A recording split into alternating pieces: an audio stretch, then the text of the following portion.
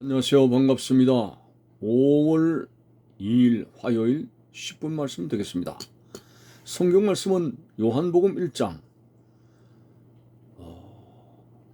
16절에서 17절까지 두 절을 읽어드립니다. 우리가 다 그의 충만한 데서 받으니 은혜 위에 은혜로라.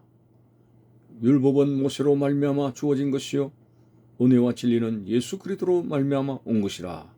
아멘. 16절에 사도 요한은 이렇게 기록하고 있습니다. 우리가, 죄인된 우리가 다 그의 충만한 데서 받으니. 지난번에 전절 내용이 바로 은혜와 진리가 충만하더라고 했습니다. 우리를 구원하신 하나님의 사랑이 결코 부족하지 않습니다. 예를 들어서 이 땅에 운행하는 차들이 다 기름을 먹습니다. 산유국들이 수출하는 그 많은 기름의 양, 세계의 모든 차를 돌리고 있습니다. 그러나 때때로는 이 산유국이 기름을 파니 안 파니, 기름값을 올리니 안 올리니 하는 문제로 기름값 파동으로 인해서 굉장히 어려움을 당하는 경우들이 있습니다.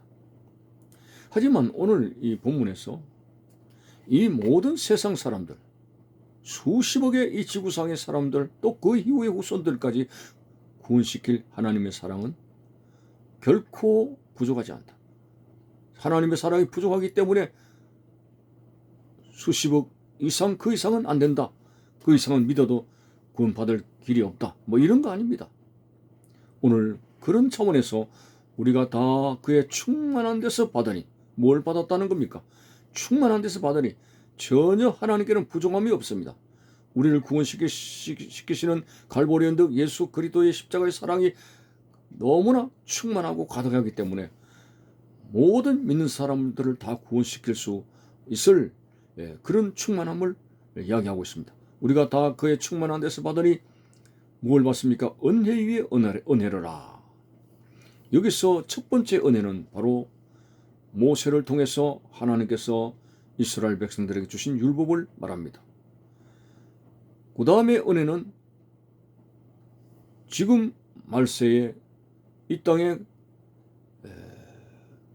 모든 사람들이 믿음으로 구원받을 수 있도록 예수님께서 십자가에 못 박혀 죽으셨는데, 이 십자가의 은혜를 은혜 위에 은혜라 이렇게 말씀하고 있는 것입니다.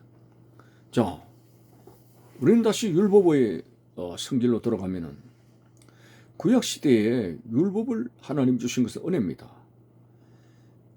이스라엘 백성들이 애굽에서 나온 지 3개월에 시내 광야로 접어들었고, 거기서 이스라엘 백성들이 진을 치고 잠시 유하도록 했습니다. 왜 그런가 하니까 이스라엘 백성들과 하나님과 언약을 맺습니다. 너희들은 언약의 백성이다. 택한 나의 백성이다. 이런 의미를 주시기 위해서 모세를 시내산에 부르셨고 40일 동안 모세는 금식하게 되고 십계명을 받습니다. 광야로 나가서 가나안 땅에 하나님의 택한 백성으로 살기 이전에 광야에서 하나님과 확실한 언약을 맺습니다. 그래서 율법이 시작된 거죠. 이 율법을 주신 것은 이스라엘 백성들을 힘들게 하시기 위한 구속적인 의미가 아니라 오늘 죄에서 자유하게 하는 하나님의 백성들만이 누릴 수 있는 바로 은혜가 율법이 되는 것입니다.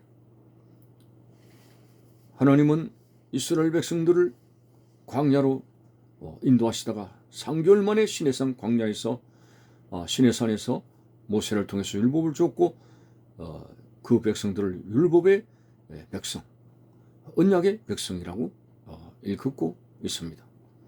그래서 이방 사람들은 율법 없이 망하게 되지만은 이 이스라엘 백성들은 율법을 준행하게 될 때에 죄 사함을 받게 되고 구원을 받게 되는 큰 은혜를 받았습니다. 자, 이렇게 해서 이스라엘 백성들이 애굽에서 노예 생활에서 해방되고 가나안 땅에 정착하여 율법을 중심으로 살게 되는 것입니다. 이것이 특별한 하나님의 백성에게 베푼 하나님의 큰 은혜가 아닐 수가 없습니다. 모세를 통해서 주신 율법. 그렇지만은 오늘 이스라엘 역사를 살펴보면은 이스라엘 백성들이 그 율법을 준행하지 못하고 있습니다. 그 율법에 지키지 못하고 우상 숭배하고 여러 가지 범죄의 양상을 띠고 결국은 하나님께서 이방 족속을 채찍으로 사용하셔서 그들을 징계하실 그런 이스라엘 백성들의 징계의 역사가 순환되어지고 있습니다. 자, 그래서 하나님은 모든 사람들이 다 구원에 이르시기를 원하신다고 하셨는데 오늘 이스라엘 백성들이 율법을 준행하지 못하고 있습니다. 그리고 그 외의 사람들은 말할 것도 없죠. 예를 들면은 이 율법의 역할이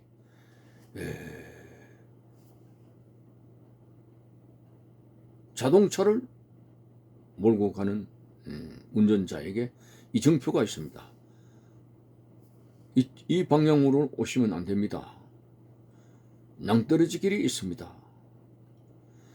자, 그런데도 불구하고 음주운전을 해서 그 이정표를 별로 신통치 않게 생각하고 몰고 가다가 절벽에 떨어져서 죽어서 땅바닥에 누이게 됩니다. 자, 이것이 바로 율법의 이정표입니다. 율법은 하지 말라 하라 이겁니다. 이리 들어와서는 안 됩니다. 이렇게 해서는 안 됩니다. 저렇게 하십시오. 이게 율법입니다. 그러나 오늘 죄악의 술에 취해가지고 죄에 빠져가지고 오늘 율법에 대한 사리 판단이 서지 못하고 율법을 불순종하고 결국은 죽음의 낭떠러지에 떨어져서 죽게 됐습니다.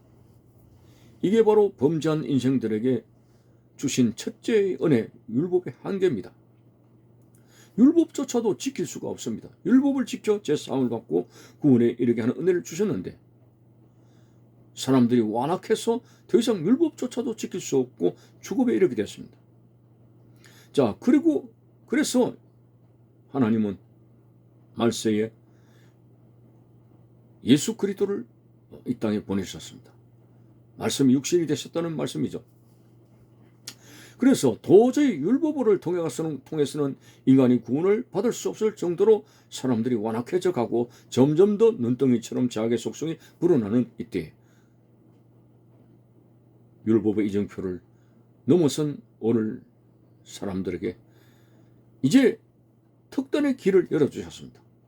바로 자기의 아들 예수 그리스도를 십자가의 제물로 내어주셨고 그래서 율법을 준행할 수조차 없는 타락한 인생들이 갈보리 언덕에 예수의 피를 믿기만 하면 예수님께서 찢어진 살과 그 피를 믿기만 하면 죄 사함을 받아 구원을 받을 수 있는 특별 은혜, 그것이 바로 십자가의 은혜입니다. 오늘 그것을 이야기하고 있습니다. 우리가 다 그의 충만한 데서 받으니 은혜 위에 은혜를 모세의 율법도 은혜지만은 그 율법 위에 갈보리 언덕의 십자가의 은혜입니다. 이게 바로 그 은혜를 주시기 위해서 요한복음에서 예수 그리스도께서 말씀이 육신이 되셨다. 이 땅에 세상 사람들을 구원하시기 위해서 말씀이신 하나님의 독생자 되신 예수 그리스도께서 이 땅에 오셨다. 은혜 위에 은혜, 십자가의 은혜. 그래서 바울은 예수님을 만나고 나서 나의 자랑은 오직 십자가밖에는 없다는 그런 중요한 고백을 하게 되었습니다. 자, 17절에 고백하고 있죠.